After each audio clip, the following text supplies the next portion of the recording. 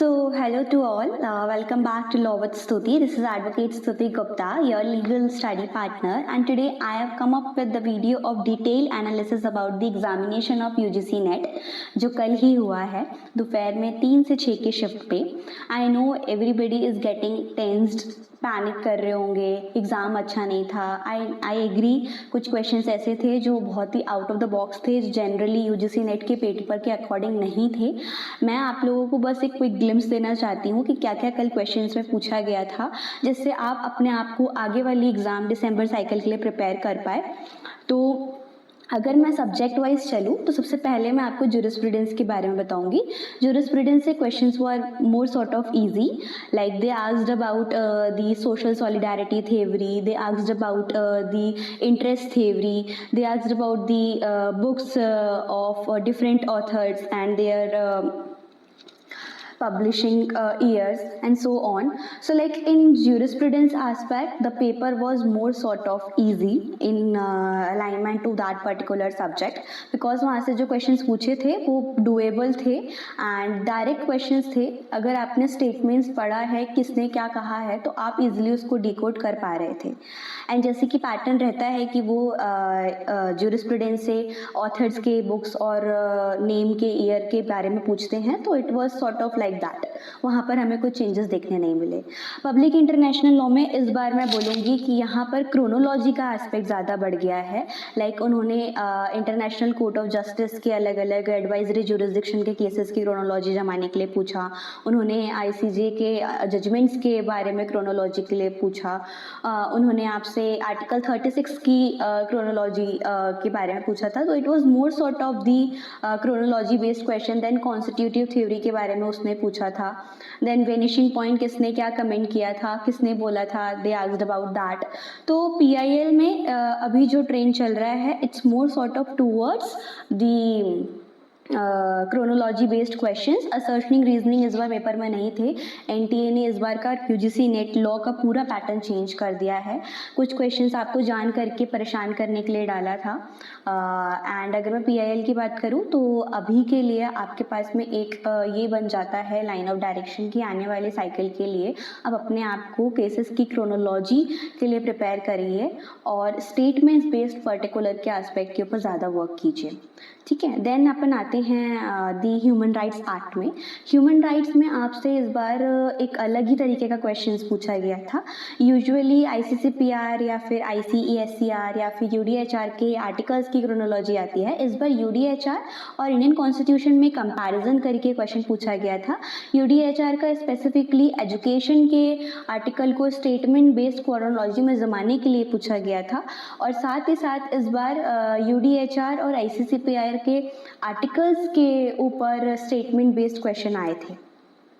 तो अगर आप ह्यूमन राइट्स एक्ट प्रिपेयर कर रहे हैं तो या ह्यूमन राइट का सब्जेक्ट प्रिपेयर कर रहे हैं तो आप एक्ट के ऊपर भी फोकस कीजिए. ह्यूमन राइट एक्ट में इस बार स्पेसिफिकली NHRC के अलग अलग फंक्शंस जो दिए हुए हैं सेक्शन 12 के अंदर, उससे क्रोनोलॉजी जमाने पूछा था. I am sorry, it's not chronology. उससे स्पेसिफिकली आपसे ये पूछा था कि इसमें से क्या फंक्शन नहीं है NHRC के. बहुत सारे स्टेटमेंट फंक्शन होते हुए भी उसमें नॉट वर्ड का यूज़ कर दिया ताकि आप लोग कन्फ्यूज हो जाएं. तो इस बार पैटर्न जो है वो आर्टिकल्स का ज़्यादा हो गया है. वहाँ पर आपको आर्टिकल की पेयरिंग पूछ रहे हैं या दूसरे कॉन्स्टिट्यूशन के आर्टिकल्स के साथ में, तो इस हिसाब से अपने आप को प्रिपेयर कीजिए. अब आते हैं हम फैमिली लॉ. फैमिली लॉ में एज यूजुअल हर बार हर कोई बोलता है कि क्लास 1 है, क्लास 2 है, पढ़ लीजिए. इस बार डायरेक्टली क्लास 2 हेड्स का क्वेश्चन आ गया था. क्रोनोलॉजी में कैसे आप जमाएंगे वो देखिए. उसके बाद में आपका फैमिली लॉ से एडॉप्शन का इलस्ट्रेशन बेस्ड क्वेश्चन आया था. डायरेक्टली आपसे नहीं पूछा वैलिड एडॉप्शन क्या होता है या वैलिड एडॉप्शन के क्या एसेंशियल्स होते हैं. इस बार डायरेक्टली उसने स्टेटमेंट बना के उसको इलस्ट्रेशन बना के क्वेश्चन पूछा एंड वैलिड एडॉप्शन के बारे में एक इलस्ट्रेशन बेस्ड क्वेश्चन आया था. देन फैमिली लॉ में आपके जो UCC के तरफ अभी जा रहा है, यूनिफॉर्म सिविल कोड के एस्पेक्ट से स्टेटमेंट बेस्ड क्वेश्चन थे UCC के केसेस के. और अगर मैं फैमिली लॉ की इससे ज़्यादा बात करूँ तो अब पर्टिकुलरली मुस्लिम लॉ के एस्पेक्ट में जैसे आप देख रहे हैं टर्मिनोलॉजी बेस्ड क्वेश्चंस ज़्यादा बढ़ रहे हैं. वो लोग अब मुस्लिम लॉ की टर्मिनोलॉजी के ऊपर क्वेश्चन पूछ रहे हैं. जैसे इस बार महर मिस्ल और महर मुसम्मा के बेसिस के ऊपर पूछा. इज्तिहाद क्या होता है ये आप एक्सप्लेन कीजिए, उसके बारे में पूछा। ट्रिपल तलाक यूजुअली मैरिज के डिसोल्यूशन के ग्राउंड्स पूछे जाते थे, बट इस बार ट्रिपल तलाक की पनिशमेंट आपसे पेपर में पूछा था। तो अभी शिफ्ट जो हो रहा है वो हो रहा है पनिशमेंट बेस्ड भी, तो आप उस हिसाब से भी अपने आप को प्रिपेयर कीजिए। अगर मैं बात करूँ तो आप जो एक्ट्स पढ़ रहे हैं, चाहे फिर वो हिंदू मैरिज एक्ट हो, सक्सेशन एक्ट हो, वक्फ एक्ट हो, ईयर के ऊपर कमांड बहुत ज़्यादा कीजिए, क्योंकि इस बार मोस्टली मैंने देखा है यूजीसी नेट लॉ के पेपर में क्रोनोलॉजी में एक्ट्स की क्रोनोलॉजी जमाने के लिए क्वेश्चन आया था। लाइक आपके फैमिली लॉ से आया था वक्फ एक्ट का क्या डेट ऑफ इनैक्टमेंट है, मतलब ईयर है, डेट ऑफ ईयर इनैक्टमेंट का। और साथ ही साथ में Hindu succession act, Hindu minority and guardianship act के बारे में ईयर का पूछ लिया था। एंड जब हम जाते हैं आईपीआर की यूनिट में, तो आईपीआर में भी इस बार patent, trademark, geographical indications, in act के भी ईयर को अरेंज करने के लिए क्वेश्चन पूछे। आईपीआर में क्वेश्चन आया था इस बार अपोजिशन के क्या ग्राउंड्स नहीं होते हैं, और साथ ही साथ डायरेक्ट क्वेश्चन पूछा था कि एटॉमिक एनर्जी को आप कहाँ पर पेटेंट करा सकते हैं या करा भी सकते हैं नहीं। डायरेक्ट सेक्शन बेस्ड क्वेश्चन आया था। इस बार आईपीआर में चैप्टर क्रोनोलॉजी नहीं आई, ना ही सेक्शन की क्रोनोलॉजी आई। इस बार आईपीआर में एक्ट की क्रोनोलॉजी आई, और साथ ही साथ एक्ट के अंदर to the point just marginal note जिसने अच्छे से प्रॉपर तैयार किया होगा उसके लिए ये एक इजी केक हो गया। और इसलिए इस बार का पैटर्न अगर आप देख रहे हैं तो थोड़ा थोड़ा जो यूजुअल और नॉर्मल एक पैटर्न चलते आ रहा है जहाँ पर क्वेश्चंस पूछे जाते हैं, इस बार एनटीए ने वो पैटर्न फॉलो नहीं किया है। ये एक मेरी पर्सनल अंडरस्टैंडिंग है पेपर को देखने की, जिससे मैंने ये कंक्लूजन पे आ सकती हूँ कि थोड़ा थोड़ा पैटर्न अब इवॉल्व हो रहा है, वो एक स्ट्रेट जैकेट पैटर्न पे आपको नहीं चल रहे हैं। अगर हम इन्वायरमेंट लॉ की बात करें तो मोर सरप्राइजिंगली इस बार सस्टेनेबल डेवलपमेंट गोल से रिलेटेड क्वेश्चंस नहीं पूछा, मिलेनियम डेवलपमेंट गोल से रिलेटेड क्वेश्चन नहीं पूछा। इस बार क्वेश्चन आया था रियो डिक्लेरेशन के प्रिंसिपल्स के ऊपर। This is sort of things जो यूजुअल मैनर में कोई नहीं पढ़ता है। अगर मैं बात करूँ, इस बार पूछा एयर पॉल्यूशन एक्ट को किस आर्टिकल कॉन्स्टिट्यूशन से इनैक्ट किया गया था। 253 आर्टिकल जैसे हम पढ़ते हैं वहाँ पर पावर दिया गया है इनैक्ट करने के लिए। साथ ही साथ इस बार इन्वायरमेंट लॉ में आपके state pollution board, biodiversity act से क्वेश्चन, अलग अलग क्वेश्चंस आए थे। केस लॉज की क्रोनोलॉजी पूछी गई थी आपके इसमें, और पॉल्यूटर पे प्रिकॉशनरी सारे मतलब एक जगह पर कौन से केस में हेल्ड किया गया था ये पूछ लिया था। सारे प्रिंसिपल को कंबाइन, यूजुअली हम सोच के चलते हैं कि प्रिकॉशनरी पे प्रिंसिपल, प्रिकॉशनरी प्रिंसिपल या पॉल्यूटर पे प्रिंसिपल के केसेस देख लें, बट इस बार दोनों के कंबाइन केसेस पूछा था। और साथ ही साथ यूजुअली हम एक्ट जैसे इन्वायरमेंट लॉ है तो ज़्यादा डोमिनेंस एमसी मेहता का रहता है, या फिर जो जनरल क्लाइमेट चेंज हो गया, या फिर आपके जनरल इन्वायरमेंट प्रोटेक्शन राइट्स से रिलेटेड हम केस लॉ देख लेते हैं। बट इस बार इन्वायरमेंट लॉ में भी पोल्यूशन से रिलेटेड जितने भी केसेस थे उसकी क्रोनोलॉजी को बनाने के लिए आया था। अगर मैं नेगोशिएबल इंस्ट्रूमेंट की बात करूँ तो पूछा गया था कि क्या नेगोशिएबल इंस्ट्रूमेंट होते हैं, क्या नहीं होते हैं। प्रॉमिसरी नोट का कंडीशंस या एलिमेंट्स नहीं पूछा, प्रॉमिसरी नोट के इलस्ट्रेशन को उठा के डाल दिया और पूछा आप लोगों से कि इसमें कौन सा प्रॉमिसरी नोट होगा, कौन सा प्रॉमिसरी नोट नहीं होगा। नॉट वाले क्वेश्चंस थोड़े ज़्यादा देखने को मिले हैं, और ये ही एक मतलब ट्रैप रहता है एनटीए का कि स्टूडेंट्स ज़्यादा मेजरली दिक्कत तभी होती है जब नॉट के ऊपर क्वेश्चंस फ्रेम आउट हो जाते हैं। तो मैंने आपको इन्वायरमेंट लॉ का बता दिया, देन मैंने आपको अभी रिसेंटली अलग अलग और एक्ट का बताया, और जो एक मेरे से स्किप हो रहा है इस कंपनी लॉ। कंपनी लॉ से इस बार अगर आप क्वेश्चंस देखेंगे तो लिफ्टिंग ऑफ कॉर्पोरेट वेल की क्रोनोलॉजी केसेस की जमाने के लिए आया था, ऑडिट रिपोर्ट वहाँ से आया था, डायरेक्टर से रिलेटेड क्वेश्चन कंपनी लॉ का आया था if I am not wrong. And साथ ही साथ में अगर मैं बात करूँ लॉ ऑफ टॉर्ट्स की, तो लॉ ऑफ टॉर्ट्स में इस बार नेबर प्रिंसिपल पूछा था, विनफिल की डेफिनेशन पूछी थी, साल्मन की डेफिनेशन पूछी थी, और आपका थॉट्स में ये है, कॉन्ट्रैक्ट एक्ट में इस बार जो क्वेश्चंस पूछे गए वो कुछ इस तरीके के थे कि कंटिंजेंट कॉन्ट्रैक्ट बेसिकली सबको पता है क्या होता है क्या नहीं होता, बट कंटिंजेंट कॉन्ट्रैक्ट की एक तरीके से स्टेटमेंट बेस्ड क्वेश्चन में आपसे पूछ लिया गया था कि क्या क्या इसमें सही है या क्या गलत है in respect of contingent contract. तो ये थोड़ा अजीब सा क्वेश्चन था। यूजुअली क्रोनोलॉजी पूछ लेता है 25 से 30 सेक्शंस की, या फिर जैसे केस लॉ में ज़रूर पूछा उसने कि आपका Hadley versus Baxendale match the column में पूछा था कि किससे रिलेटेड है। हार्वे वर्सेस फेसी का केस डायरेक्टली पूछ लिया था आपसे। केसेस ज़्यादा आए हैं कॉन्ट्रैक्ट एक्ट में इस बार, सेक्शन से ज़्यादा केसेस थे। देन आपके स्पेशल कॉन्ट्रैक्ट जो होते हैं लाइक एजेंसी, बेलमेट, गारंटी, इंडेमिनिटी, इनके क्रोनोलॉजी में जमाने के लिए आपको दे दिया था कॉन्ट्रैक्ट एक्ट में। देन कंटीजेंट कॉन्ट्रैक्ट का तो मैंने आपको बता ही दिया।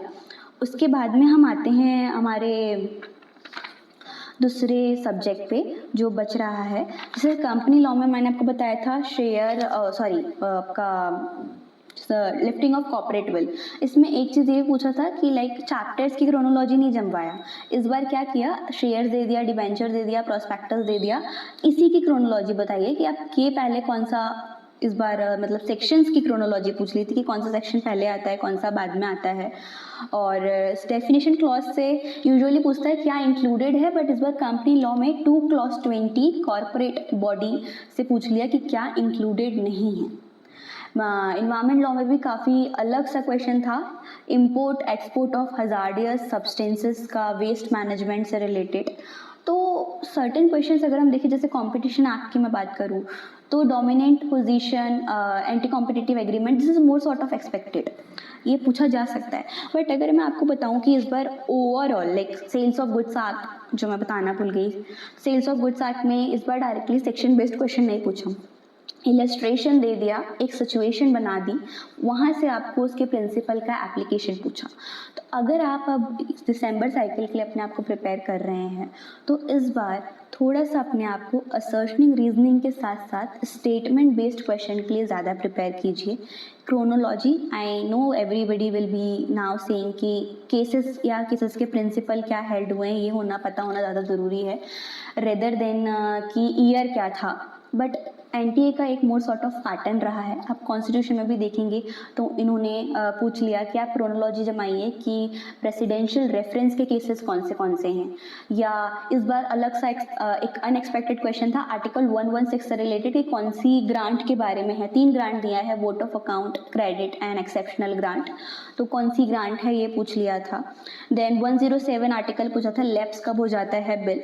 तो इस बार यूजुअल मैनर से मैं थोड़ा सा हटके पेपर बोल सकती हूँ, या इस बार पेपर आपका एप्लीकेशन के ऊपर ज़्यादा आपको टेस्ट कर रहा था कि whether you are aware about the concept, आपकी फाउंडेशन कैसी है। If you are having a very strong and clear foundation, this paper is doable. I know, I accept also that certain questions of like 8 to 10 questions after giving the examination, I can say that it was deliberately put by the examiner to just irritate you and to make you panic. But else, if you have been consistent in your studies and focusing on your goals, then I can say it is a doable thing in respect आप panic नहीं कर रहे हैं तो। Like doctrine पूछने का उनका pattern रहा है, तो आपने पैराडायलेक्टोडायरेक्ट डॉक्ट्राइन देखे थे, तोबा डॉक्ट्राइन है ना, अलग अलग स्टेम्स एंड डॉक्ट्राइन से रिलेटेड क्वेश्चंस आप देख सकते हैं। तो more sort of now NTA is approaching towards the application based questions rather than sticking to its old pattern of asking you the assertioning reasonings and the chronology. This time they adopt certain new techniques to make you aware about the concept and the test your knowledge. Paper one was easy, paper one was doable. अगर आपने अपना common sense apply किया है, अगर आपने maths थोड़ा सा solve करके देखा है, DI की प्रैक्टिस किया है, तो I would say like if paper one is on the easy part, then paper 2 is just giving the compatibility and making it like easy to moderate, not a total difficult one. So a proper balance can be seen between the two papers, because this time paper 1 was easy enough to handle, and paper 2 was not that much difficult, but yeah, if you say that the level of both the papers it is balanced, like इधर अगर आपके ज़्यादा number मिल गए हैं, इधर कम भी होते हैं, तो you are more sort of balancing the things. But अपने आप को थोड़ा सा अब स्ट्रीमलाइन कीजिए without any further delay if you are targeting towards your UGC NET December attempt, तो बिल्कुल आप बिना देरी के साथ में लग जाइए and all the best for your examination.